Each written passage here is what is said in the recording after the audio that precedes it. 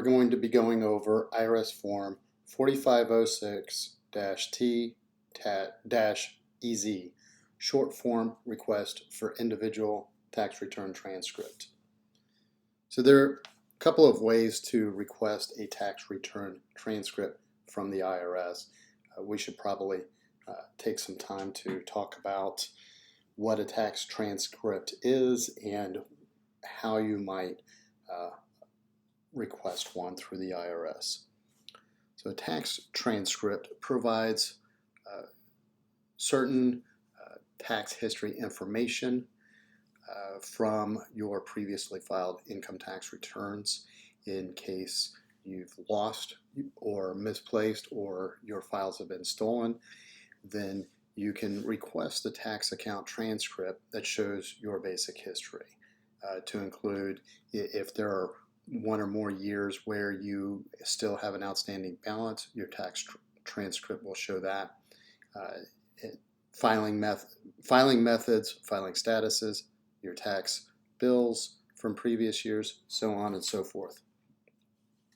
So you can use this, which is the short form, the most simple manner of requesting your tax return transcript for the current tax year and the 3 prior tax years, which include most lines of the original tax return. In this case, your tax return transcript filing the EZ version of the form will not show things such as payments, penalty assessments, or adjustments made to an originally filed tax return. And this EZ version of the form cannot be used by taxpayers who file based on a fiscal year as opposed to a calendar year. So a fiscal year being any 12-month period that ends on a date other than December 31st.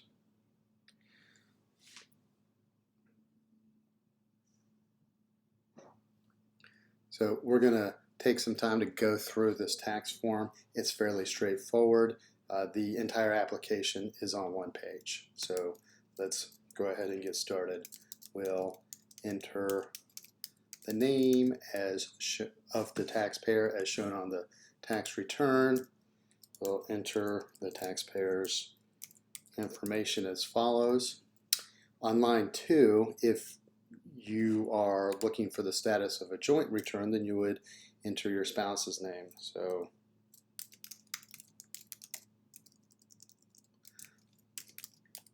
I'm so used to using Smith that I neglected to take a step back and realize that I had put my own information in this video. So we'll use my last name here. So if you have basically your current name, if you've changed it for some reason, and then your address. So we'll put the address here.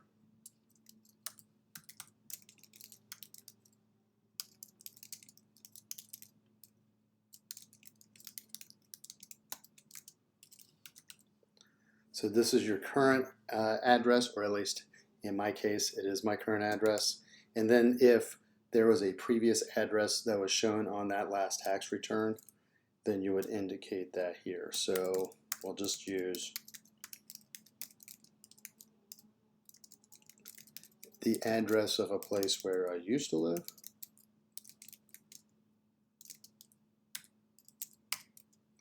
And then if applicable, Section 5 is the customer file number. You may or may not have this information, but you can enter up to 10 numeric characters that creates a file number that would appear on the transcript.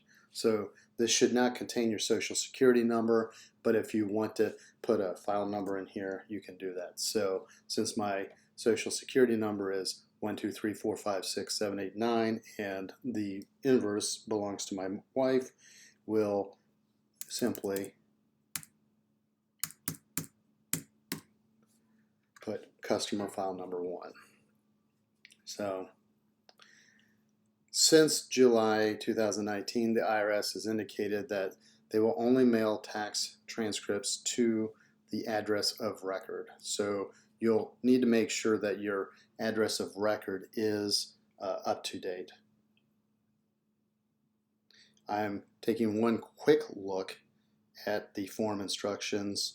If you happen to use in your customer file number either your name or social security number or a combination of both, the IRS will actually not input the information, and instead you'll see your customer file number come back as a series of nines up to 10 digits. So in line 6, you'll need to enter specific years that you're requesting the tax return. So let's just imagine that we have questions about those previous tax years. Remember, you can use this form to apply for a transcript for the most recent year and then the 3 previous years. So most requests will be processed within 10 business days by the IRS. However, if the IRS is unable to locate your return, or if the records indicate that the return has never been filed, then you will receive a notification that either the return was not filed or that the IRS is not able to locate the return. So then in the bottom is the signature, the taxpayer signature, where you declare that you are the taxpayer either on line 1 or line 2. And if this request applies to a joint return, then one or the other spouse has to sign.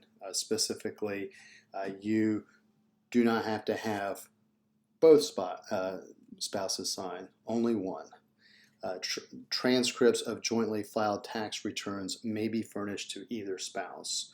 So you will sign this form exactly as in the manner that your name appeared on the original tax return. So if you changed your name, then you'll need to sign your current name next to that. And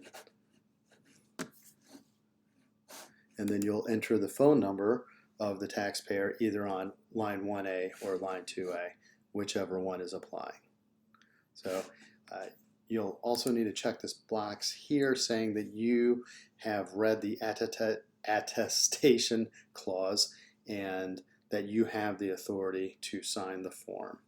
So when you sign this form, the IRS must receive the completed form within 120 days of the signature date. So if you sign it and you date it, for example, this video is being recorded on May 1st, then you would have to submit this form to the IRS within 120 days of May 1st of this year.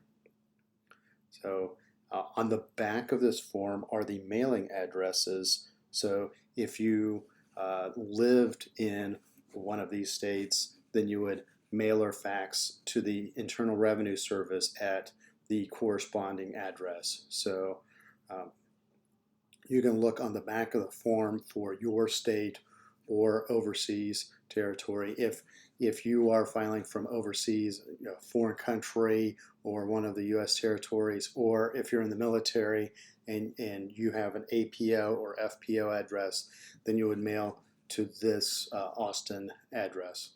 And then there's a small number of states, Florida, Louisiana, Mississippi, and Texas, and then all of the overseas locations. And then the rest of the states are divided equally between the IRS, Kansas City, and then Ogden, Utah offices.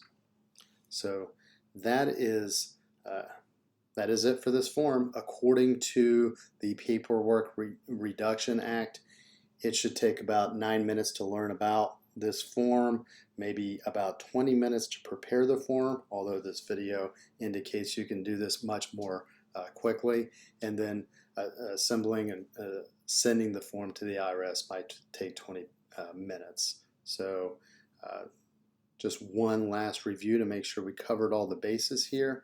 I believe we did. So